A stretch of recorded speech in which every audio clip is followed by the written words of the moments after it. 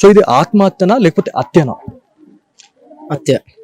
అనుకుంటా ఉన్నారు అంటే మీకు ఎట్లా, మీరు ఎందుకు ఇది కన్ఫర్మ్ చేస్తా ఉన్నారు హత్య అని మీరు ఎట్లా అంటా ఉన్నారు? నాకు వాడి మీద అనుమానం, నాకు డౌటే. వాడి మీద అప్పుడే చెప్పిన అమ్మాయికి, అద్దు బెట వాడు మంచిగా లేడు, ఆడి ముఖం చూస్తున్నట్టు కొట్టిందా అన్న.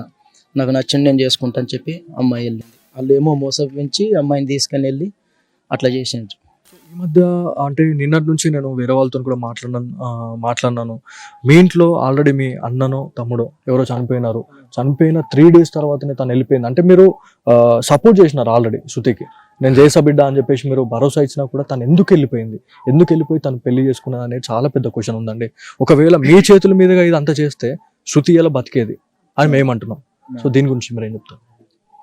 అంటే వాడు మోసం చేసి తీసుకెళ్ళిండు కదా, మోసం తీసుకొని పోవట్ల అమ్మాయి మన మాటేం లేదు. లేకపోతే నేను చెప్పిన జనవరిలో చేసేస్తా బెట్ట పెళ్ళి అని చెప్పిన. నా మాట ఏం లేదు. ఇక్కడ మా తమ్ముడు చనిపోయిండే, ఆపమని చెప్పిన. వాళ్ళు పెళ్లి డేట్ తీసేసుకున్నారు ఆల్రెడీ 27 నవంబర్ 27 డేట్ తీసారు. తీస్తే నేను చెప్పిన ఆపుండ్రి అని చెప్పిన.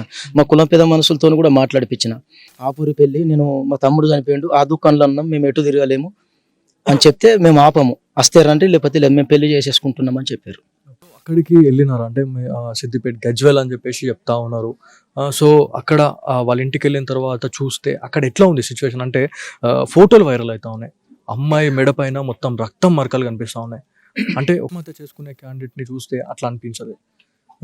సో దీని గురించి మీరు ఏం చెప్తారు? అంటే బ్లీడింగ్ అనేది ఎక్కువ కనిపిస్తుంది, అంటే కొట్టి చంపేసిరా లేకపోతే ప్రీ ప్లాన్గా ఏమైనా చేసిరా అనేది కూడా చాలా మంది అనుకుంటా ఉన్నారు. సో దీని గురించి ఒత్తేసారు, ఏమిటితో ఒత్తేసిండో కానీ ఎటు ఒత్తేసిండు, అదైతే ఊరేసుకోలేదు. అక్కడ చూస్తే ఆ జాగాలో చూస్తే ప్లస్ పాయింట్లో చూస్తే మాత్రం అది కాదు, ఊరేసుకునే జాగానే కాదు.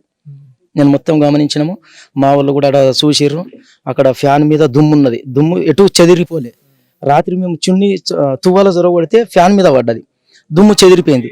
మరి అమ్మాయి చొరగొట్టేటప్పుడు దుమ్ము చెదిరిపోలే కదా, చెదిరిపోలేదు. అలాంటిది కాదు, అత్తేనే అని చెప్పి నేను పోలీసు వాళ్ళకు కూడా మేము. మీకు ఏమైనా వచ్చింది, కాల్ ఏమైనా వచ్చింది అంటే శృతి విషయంలో ఇట్లా జరిగిందని చెప్పేసి ఎవరు కాల్ చేశారు మీకు? పీర్లపల్లి నుంచి ఎక్స్ సర్పంచ్ అనేది ఫోన్ చేసిండు, మీ అమ్మాయి చనిపోయింది, శృతి అమ్మాయి మీ బిడ్డనే కదంటే అవును అన్న, మీ అమ్మాయి చనిపోయింది రండ్రి అన్నారు. అమ్మాయి ఎట్లా చనిపోతుంది అని చెప్పిన. పెళ్ళి 20 రోజులు అయింది, మీరు ఎట్లా చేసుకున్నారు, ఎట్లా చంపుతారు?